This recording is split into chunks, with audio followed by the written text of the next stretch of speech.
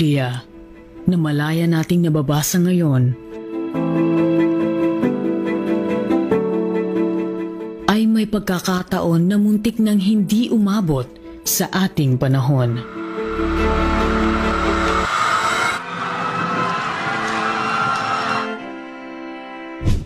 Ang ilang mga bahagi ng Biblia ay isinulat sa balat ng hayop at papyrus na isang uri ng halaman.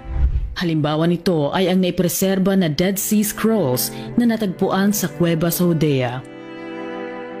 Pero may pagkakataong nanganib mawala ang Biblia.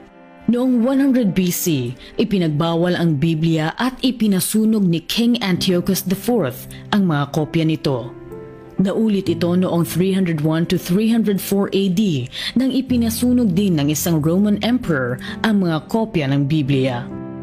Sa mga pinagdaanan ng Biblia para makarating sa ating panahon, hanggang ngayon ay may banta pa rin sa mga banal na kasulatan dahil may mga bansa pa rin na pinagbabawal ang Biblia.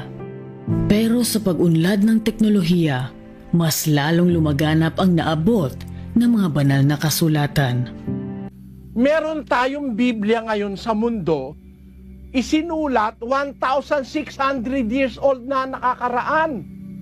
Yung Oxyrhynchus Papyrus, yung Codex Sinaiticus, yung Codex Vaticanus, sinulat yan 3rd century, 4th century, mga isinulat na yan. Meron tayong kopya niyan sa mga library sa mundo. Pagkatapos, yung mga Biblia na yan, the existing na yan, ano? Noong 1947, may nahukay sila sa Dead Sea. Doon sa malapit sa Dead Sea. Ang tawag ay Dead Sea Scroll. Yung mga Dead Sea Scrolls na yon, nakatago sa mga malalaking banga, nakasulat sa mga balat ng hayop at saka sa mga iba-ibang pagsusulatan, nakapreserve. Yun naman ay isinulat 200 taon bago ipinanganak ang Kristo. Naisulat na yun, tinago ron. Ngayon, nung matuklasan yon, ang nakakamangha, yung existing na nasa tao na mismo bago nag-1947, bago natuklasan yung Dead Sea Scroll, meron na tayo nung Oxyrhynchus Papyrus, meron na tayong Codex Sinaiticus. Ang katunayan nga, yung Codex Sinaiticus na 1,600 years old, nung pumunta ako sa Great Britain, nakita ko mismo yung kopya doon sa British Library, nung Codex Sinaiticus. Yun ay napakatandang Biblia, 1600 taon na ang edad nun. Kaya makikita mo ako dyan, no?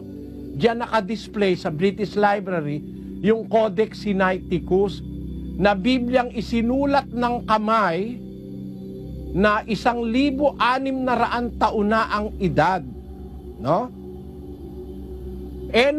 Nung makita yung Dead Sea Scroll, nung 1947, so ibig sabihin, hawak-hawak na ng sangkatauhan yung Codex Sinaiticus, yung Oxyrhynchus Papyrus, yung Codex Vaticanus, Codex Sinaiticus, Codex Bubiensis, Codex Washingtonianus, umiiral na lahat yan, meron ng kopya ang sangkatauhan yan, nung matuklasan yung Dead Sea Scroll, nung 1947. Ngayon, nung kanilang i-translate yung 1947 Dead Sea Scroll, pinagkumpara nila yung nakasulat sa Codex Sinaiticus at saka yung nasa Dead Sea Scroll na libro ni Isaias, eksaktong-eksakto eh.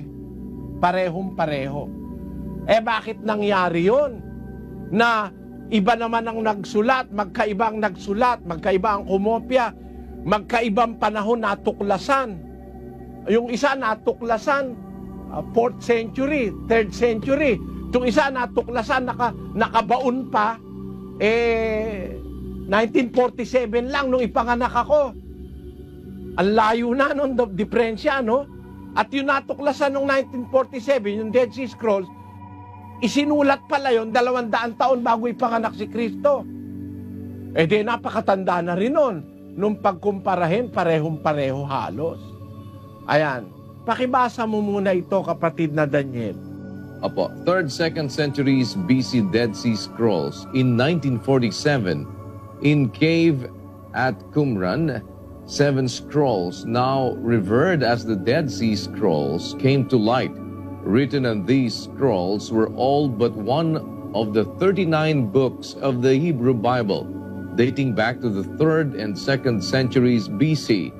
They are the earliest copies of the Bible as we know it, still in existence. You see that? They were written in about 3rd or 2nd century BC, before Christ was born on earth. And they are now the earliest copies of the Bible that we have in existence. Yang Dead Sea Scroll, nakasulat dyan, ang lahat ng aklat ng matandang tipan, kulang lang ng isa. All but one of the 39 books of the Hebrew Bible, dating back to the 3rd and 2nd centuries BC. They are the earliest copies of the Bible as we know now is still in existence. Kaya, bakit nakarating yan sa atin? Ito dahilan yan sa Awit Kapitulo 12, versikulo 6 hanggang 7, kapatid na Daniel.